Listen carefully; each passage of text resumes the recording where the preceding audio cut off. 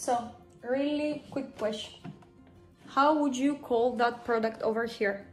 I believe in English we would call it something like a margarine or maybe a sunflower spread.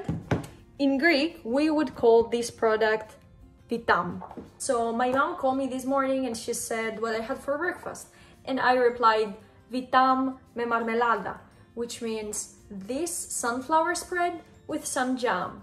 Many items that we are using every day were once brand names. These names are or were trademarked, but now we are using them to describe any brand in a product category, or we converted them into verbs and nouns.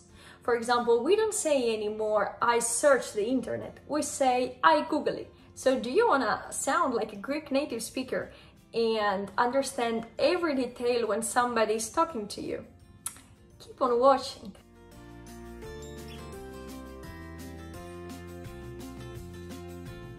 Hi everyone and welcome back to my channel.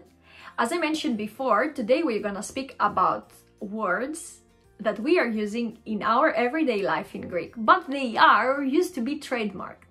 And now we are using them to describe any brand in a specific product category. The actual Greek word for Βιτάμ is μαργαρίνη. When someone wants to describe this specific product, they go for the word Βιτάμ.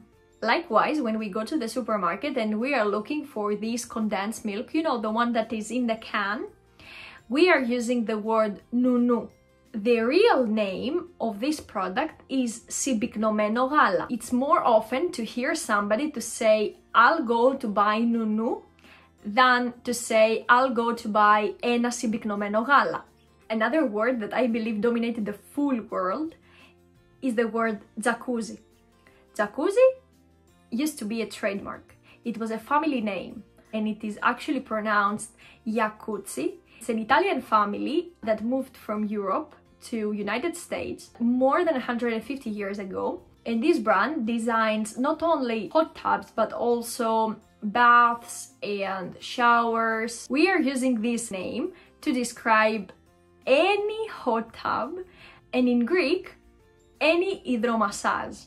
When we want to say coach in Greek, we are using the word πούλμαν instead of the Greek word tουριστικό λεωφορείο. A pulman is used for longer distance service, in contrast to the transit buses that are typically used within a single metropolitan region. Yesterday, through my Instagram story, I've asked you, how would you call this specific car?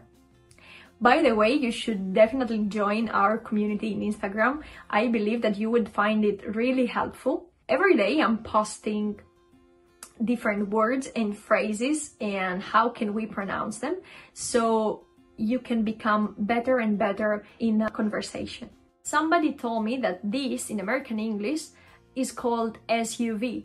In Greek, we are calling it τζιπ. By the way, we are calling τζιπ any off-road military sports style vehicles.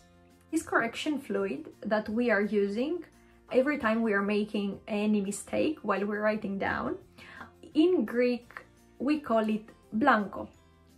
Blanco is a brand name and it's not the actual name of the product. In Greek we would call this liquid διορθωτικό. If I'm not mistaken, blanco in Spanish means as well white. So another stationary equipment that we are using a brand name instead of the actual name of the product is the tape. So instead of saying κολλητική ταινία μιas, όψεως, we are saying σελοτέιπ. You can observe that we replace the actual product name with a brand name in the kitchenware equipment. When we want to describe a clear low thermal expansion glass, we call it pyrέξ instead of saying πυρίμαχο σκεύος. Or, you know this bottle, stainless steel bottle that we can store coffee or tea inside and we can take it with us? This, in Greek, we call it θερμός. And I believe in English as well, you call it something like thermo, something that is maintaining the temperature of the liquid. So if it's something hot, it keeps it hot, and if it's something cold, it's stays cold for the whole time. The Greek word for the word thermos is pagurino, but we stopped to use this word after the 3rd grade in the primary school. And then another thing is the word tάπερ. Tάπερ is a very famous word in Greek, especially between students, because their mothers always send food in these containers, but Tupperware is the name of the company and it has many other plastic kitchenware. Another example is when we are having an accident or we get injured, your mom is going to give you an hhanzaplasht.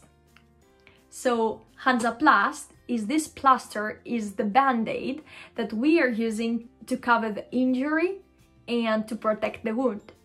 The actual Greek word for the word hhanzaplasht is τσιρότο, but no one uses this word anymore. And the last word that I can recall is the word πουμαρό, and I believe that every Greek mom uses this word like really often. My mom used to call and she was saying, make sure that we are gonna add some πουμαρό in the pan, and she was meaning to add some tomato sauce. For the word πουμαρό, the actual Greek word is σάλτσα ντομάτας. Thank you so much for watching. I hope you'll find this video interesting and helpful at the same time. Make sure to subscribe so you're not going to miss any of my next videos.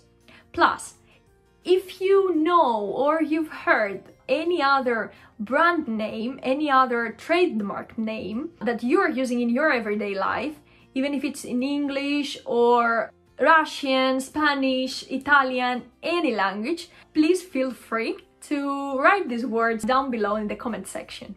See you next time and thank you so much again. Bye!